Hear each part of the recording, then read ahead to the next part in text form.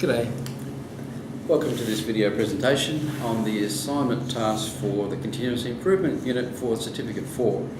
So that unit actually is BSBMGT403A and it's called Implement Continuous Improvement. So hopefully you've had a chance to go through the toolbox chapters, the workshop notes, do a bit of research on lean manufacturing, Six Sigma and any of the ISO standards, things like that about quality assurance. Because if you haven't done that, you'll have a bit of trouble with the assignment. So if you need any information from me in the meantime, please let me know. Let's have a look at the assignment. As usual, part A is about the knowledge requirements, so it's a short test basically. So task 1 within part A is compare and contrast two quality assurance programs used in business and industry, outlining the strengths and weaknesses of each. So the words there, compare and contrast, so it's not just describe, it's actually a bit of an analysis. So what are some quality assurance programs? There's the HACCP one, which is used mostly in food production, ISO 9001 series, 14001 series, Six Sigma you could count as one, lean manufacturing could be one. I'm asking you to just pick a couple. And there might be a quality assurance system that I'm not familiar with and you can tell me about it, that would be really good. So there are strengths and weaknesses to these things. There's a fair degree of documentation required, that sort of thing. Whether you think that's a strength or a weakness, I'll be pleased to hear what you think. But it requires a thorough analysis of two systems. Okay, task number 2. Discuss how benchmarking may be used to assist with the implementation of best practice processes for an organisation. That's a very nice statement, isn't it? So benchmarking, what is that? In the notes that's covered a little bit, also in the chapter from the textbook, the COL chapter, chapter 20 that is. So benchmarking can be done in a few ways. It can be done internally, so comparing the output of one team against another, that sort of stuff, not just the output, but the quality as well. It could be done externally, so between an organisation and another one that's in a similar industry. So you can look at the outputs and quality of those and compare them. Or it can even be done from an organisation or industry that's nothing to do with yours. Sometimes that's where innovation comes from. You look at, okay, they do that in that sector. Wow, we could actually do something similar in ours. I'd never thought of it this way.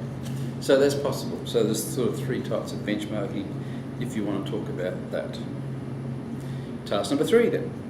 Change is a constant in all workplaces, and yet many people resist change. Now that's a pretty, I think, plain statement that everyone would probably agree with. But you're asked to describe a process that could be used to plan, implement and evaluate a significant change related to, and I've given you a choice of 3 there, so either customer service processes, new work health and safety requirements, or a new payroll system. If you've got something you'd like to talk about that's closer to what your experience is, then sure, talk about that, I'm happy. But I just need to see, okay, what's the best way to plan that, implement that and evaluate that? So the information you've got about change and change management would be really handy for that. Okay, so that's the end of part A. We're on to part B. So not a lot of tasks in part B, but there's a fair bit of work. So once again, I'm going to name up at the top here. Ensure that you have completed the training and or review activities from the textbook, toolbox and workshop notes before commencing this assignment. Okay, I need to know that you are aware of all those things and how they apply at work. So task number 1, describe the existing quality system. Now that's whether it's a formal one that's under a quality assurance system, or it may be an informal one that people understand and use, that is currently being used in your work area, or you can use another work area if you can access that to get the information. So describe what takes place there already in terms of quality. So quality, as we looked at in the notes, is more than just an output or efficiency or bottom line, that sort of stuff. It's to do with the processes that take place within an organisation for a service or a product, and obviously how happy the customer might be with that service or product in the end. So task number 2, and this is the biggest task, write a report. Pretty scary that, write a report. Anyway, we expect it to be a decent report about the system's performance and recommend improvements where deficiencies are evident. So a thorough analysis of the system, and once again referring to what's in the total quality management guidelines in the notes or the chapter in the textbook, that sort of thing. But you're also wanting to write this report so a senior manager would read it and understand it and maybe agree with your recommendations, and a colleague or a team member would also be able to understand what you've written and maybe agree with it too. So it's a pretty good idea to use some graphing and tools like that to make it easily read and easily understood. So in your analysis, you're not limited to, but you must include all of these points. So the encouragement of individual initiative, shared decision making and responsibility. So your analysis has to include that. Development of procedures such as standard operating procedures or standard work instructions, or whatever they're called. How these are communicated and the feedback provided or received. The methods and technology used. So we might use some charts here from spreadsheets. Might be just pure pure data, but it might be graphed. It'd be good if it was.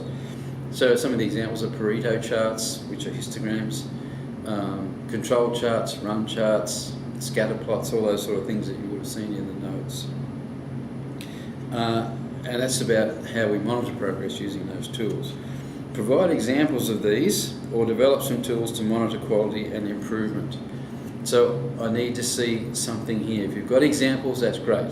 If you haven't, think of some things that could be measured and develop a tool that would measure that and show trends about improvement and about the level of output and quality.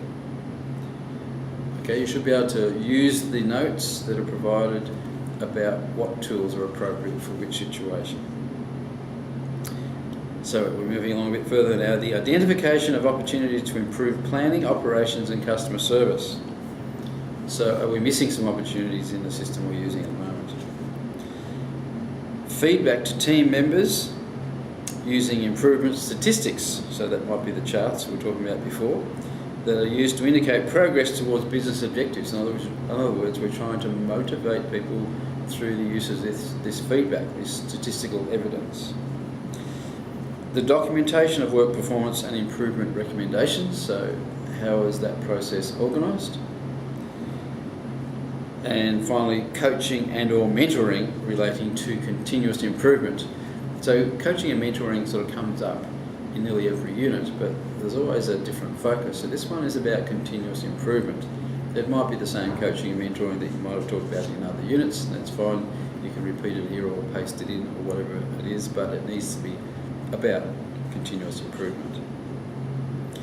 So that's what's required to be addressed, but you might want to go further than that and look at the requirements of the ISO 9001 series or the total quality management checklist that's in the notes, and report against that too. But the minimum is these dot points that I've just talked about. So I'd expect that report to look around 1,500 words, something like that. I'd like to see it 1.5 spaced, the lines 1.5 spaced between them. That's how standard reports are generally written. It also gives me a bit more room to write on things if I need to. And once again, the report needs to be able to be readable to managers and to your colleagues.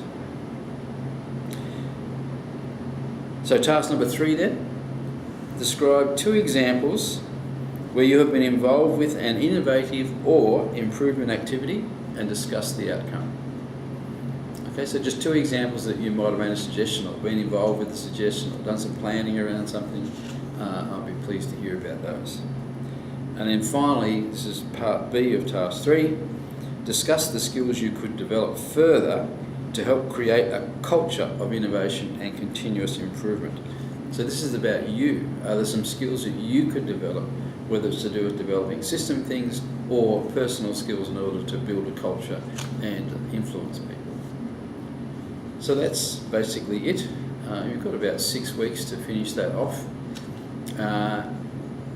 And I think by the time you finish that, you'll be well equipped to help anyone with a continuous improvement system and understand the concepts quite thoroughly.